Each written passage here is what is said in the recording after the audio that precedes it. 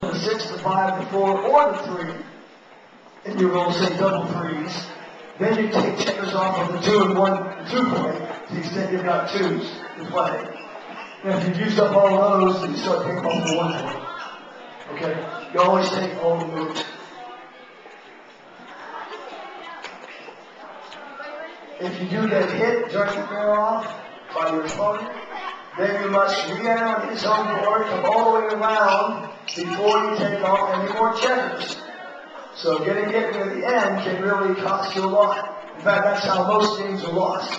One person has a huge lead, and the only way he loses is because he's forced you a checker open. His opponent's lucky enough to hit it, and then his opponent's lucky enough to contain it. He can't get home, he can't get around, he ends up losing.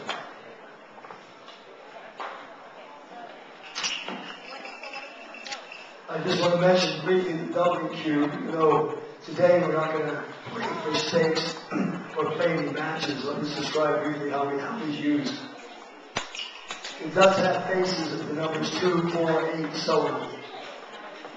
It has 2 uses basically. One use is to increase the value of the current game by double.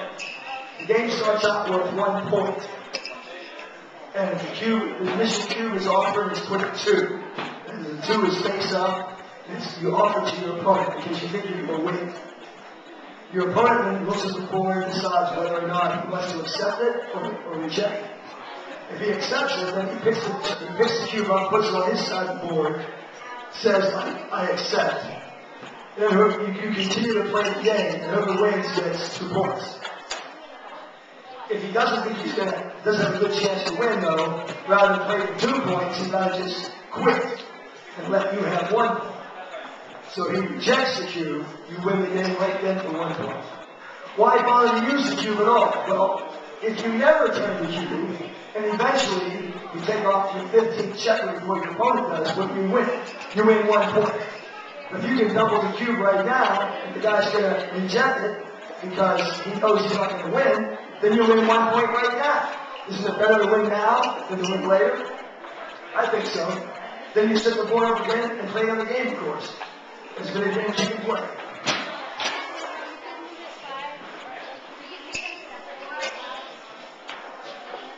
Now, you might wonder, well, once the cube's at 2, could it go to 4? Yes. But the only person that can turn to 4 is the person who last accepted it at 2. Because if I'm playing fair, and I'll give the 2 cube and he takes it. Later on, he might decide to raise the cube to 4. If he does that, I can then accept it at 4, or I can drop.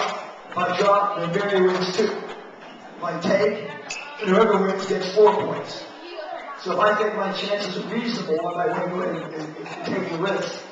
But chances are, if Barry's offering the cube at 4, he's currently winning the game. Either that, or it's some unusual match score that dictates that he should go ahead and double if he's not winning.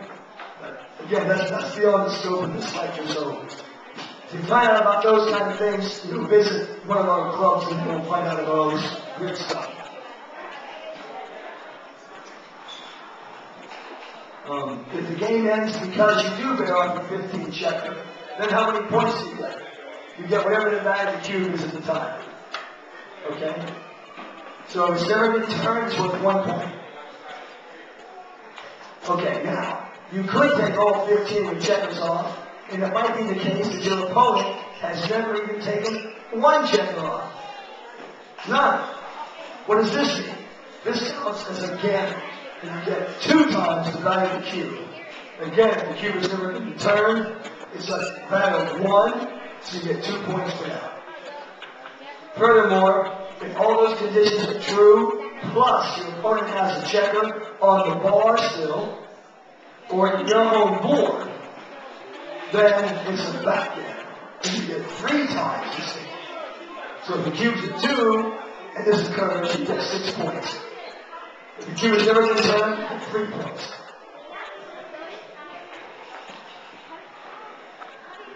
In terms of match play, tournaments are usually formatted by playing a match against a single opponent, much like you would tennis. And then the winner advances in the draw. The loser may be eliminated, or there might be a consolation point. Now, if you come to Barry's tournament, or my tournament, or Vic's tournament, all these have a consolation point. So if you play the very first match, you lose, don't leave. Stick around. You get at least one more match. And if you win, you keep playing matches until you finally lose. But once you've lost a match in the main draw, then once you've lost a match in the consolation, then your next match is the next time you come back. You're done for that tournament. We do not have a last chance point. But if you go to some of these big tournaments, as I mentioned before, Pittsburgh, Las Vegas, Chicago, and so on, they often have a last chance point. So to get eliminated from those events, you must lose 3 times. Kind of like baseball. Strike 1, strike 2, strike 3, you're out. Of course, the director will predetermine how many points are required to win a match in a given round of play. Now, the way that Barry organizes his tournaments, I'll use his first one. I like the way he does it with his long matches. Mine is shorter, but that's because we don't have as many hours to get our tournament complete. We do ours on Monday night. We start at 7 o'clock. We like to be done in 3 or 4 hours. Barry's on a Sunday afternoon at 12:30. If it takes 5 or 6 hours, so what? We're still done with trying to go have dinner or whatever. So he has 7-point matches. And as long as you keep winning, you keep playing a 7-point match against another opponent. And eventually there'll be just 2 people left who have not lost yet. Then they play each other. And the winner of that is the winner of the tournament. Gets the first prize. The loser of that will be the second prize. And then the winner of the consolation will be like the third prize. Now, in Barry's tournament, and also mine, if there's anywhere between 9 and 16 players, which is most commonly the case, we do in fact pay out 3 prizes. The winner of the consolation gets the same amount as the loser of the finals. And that's roughly half as much as the guy who wins the whole tournament. I'm going to use as an example Barry's tournament last week. We had 16 players. He charged $20. So that's $320 total. The top prize is half of that, or $160. The runner-up received $80, and the winner of the consolation also received $80. The other 13 players just paid the $20 and got some fun and went home. No money for those people. I was one of those. In fact, I lost my first 2 matches. I was the first one eliminated, I believe. But I stuck around just to watch other people play and have some fun. Anyway, I do the same thing on Monday nights, except my matches are shorter. We start out with 5-point matches and then 7s. And then once you lose a match, you go to the consolation, only 3 points. Again, once you lose there, then we'll see you next time. I want to mention some things about etiquette. You really should always use a dice cover to shake the dice, never your hands. You should shake them together and roll them out together. The dice must land flat on the surface of the right-hand board of the roller. Now, your right-hand board is not the same as your opponent's right-hand board, obviously. Your right-hand board is your opponent's left-hand board. So if I was to walk around the room and look and see where there's dice on, I don't have to ask, who's rolled this? I know because it's on the right-hand side of somebody. Therefore, it must be the roll. Therefore, it's their move.